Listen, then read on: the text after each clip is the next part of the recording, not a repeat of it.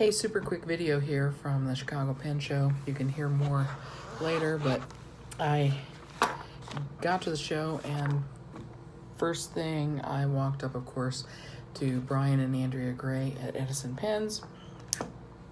And although I've got a pen on the way to me within the next couple of weeks from Edison, I picked up another Morgan. I just love, they've got several models that I really like. The Morgan, the Extended Mina is terrific.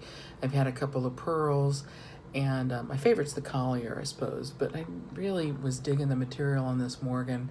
I don't know if you can quite see, but there's a little hint of gold in this blue that's not completely opaque. There's a little bit of translucency. It's a cartridge converter. Translucency doesn't matter a whole lot to me in a cartridge converter, but it's okay. And but some people may dig that aspect of the pen. And of course I got the Flexi nib, this time in an EF. I love this modern flex of Edison pens, so much so that when I went into the room and I got a pen from a pen maker I hadn't heard of before, Carolina Pens, I believe the man's name is Jonathan Brooke. Very close to Jonathan Brooke, the singer whom I like very much. But Jonathan Brooke, or Brooks, Carolina Pens, it's this incredible matte finish. He makes all the materials himself. Came with a perfectly acceptable Jowo steel nib, but I went and got, again, the Modern Flex from Brian at Edison Pens, and upgraded that pen before I even got out of the building.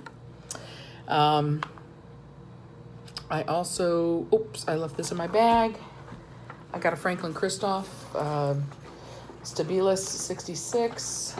It's in my bag, somewhere it's in my bag. It's in my bag, model 66. So I got my first Franklin Christoph a couple of weeks ago. You can see I did a review of it elsewhere. And I really dug it, and I wanted to get another one, but they control production, or they only have a couple colors at a time. And so I was waiting for another color that I liked. And then here at the show, in their little pen bag, here in their show, they had this prototype.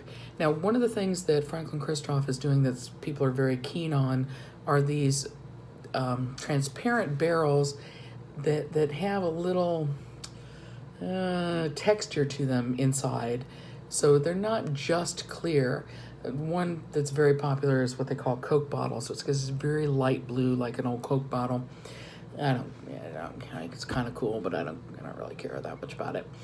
But this green, I couldn't resist. And again, on this camera, you're probably not going to be able to see what I mean by that interior. Anyway, love it. This time I got a gold flexible nib on it and just could not be happier. A little bit of a discount at the Pen Show too. And then I went to the, oh, by the way, this Carolina pen came in this nice sleeve, and it also came with a nice pen wrist somewhere at the bottom of my bag, and I'm not going to dig it out. So then I went to the table of my friend Sarge Minhas. Sarge has the most beautiful pens in the world, both modern and vintage. There are always many pens that I want at Sarge's table. So I went thinking I had enough cash in my pocket that I could splurge for one pen from Sarge that was at the top end of what I'm willing to pay for a pen. Not at the top end of what he offers, but at the top end of what I'm willing to pay. So I thought I'd get one thing, and then I saw this. It's an old one made by Andre Moro, and it's in that acrylic that Visconti used in their Speakeasy, and it's stunning. I was actually surprised that it's acrylic because I thought it was celluloid because it's so pretty, and it's starting to get dark. Well, let's just change the color altogether. Anyway, with that light, so it's red and blue, and it's got some chatoyance. It's really a beautiful thing.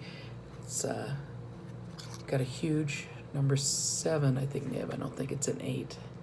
Anyway, very big nib, beautiful.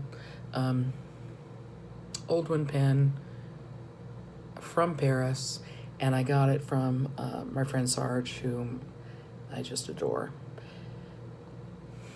And that's the first day.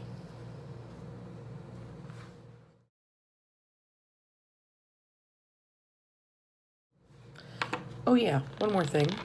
I took my Visconti limited edition from Chatterley Pens, the Thames. It's modeled on the Opera Master. So I took this to Linda Kennedy at Independence, and I got it modified into a cursive italic, and it's really nice. This was a wonderful pen to begin with, and now it's tuned to my hand a bit more, and I really like that. And I bought some ink.